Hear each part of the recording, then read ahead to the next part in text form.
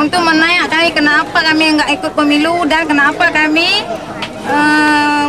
dan kami takut sekali karena orang itu pakai baju lareng begitu. Kami takut orang itu datang ke tempat kami untuk menghina kami. Dan lagi kami orang-orang perempuan ini banyak sekali yang diperkosa dan macam-macam. Sejak dahulu dulu? Sejak dahulu. Orang laki-laki banyak sekali yang dihina di hadapan kami sendiri. Ada juga yang dibawa, tak kami tahu di mana saja alamat orang itu.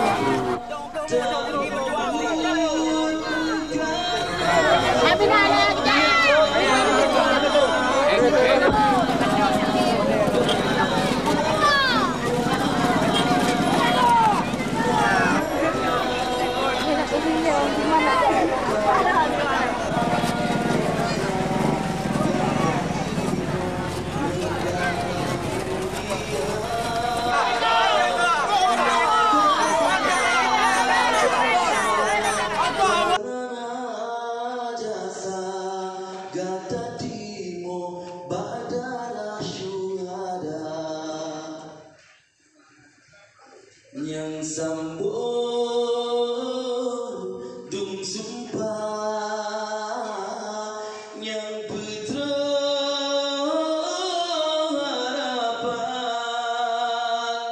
lam darah gata na amanah ulunci yang tabah sajan lam